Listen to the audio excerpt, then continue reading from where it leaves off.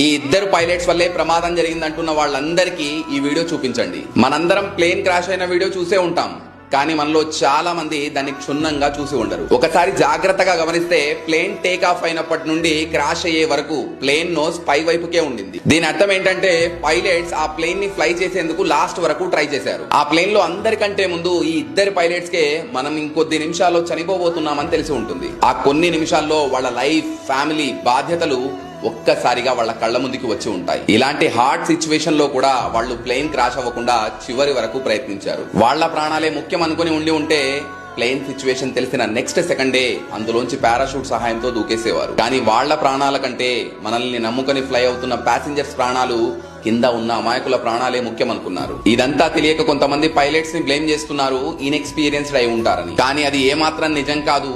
ఒక pilot flying time 8200 గంటలు, ఇంకో కో పైలట్ ఫ్లయింగ్ టైం 1100 గంటలు. పైలట్స్ వాళ్ళు చనిపోయే చివరి సెకండ్ వరకు ప్రయత్నించారు ఆ ప్లేన్ లో ఉన్న అందరినీ కాపాడడానికి. కానీ అన్ఫార్చునేట్లీ ఏది రాసి పెట్టి ఉందో చివరికి అదే జరిగింది. ఈ క్రాష్ వెనకాల ఉన్న నిజాలు త్వరలోనే అందరి ముందుకు వస్తాయి. అప్పటి వరకు తప్పు చేయని వాళ్ళ మీద నేరం మోపకూడదు. లైఫ్ లో కూడా సేమ్ ఇలానే జరుగుతుంది. మనం 100 సార్లు మంచి చేసినా మనల్ని ఎవ్వరు గుర్తించరు.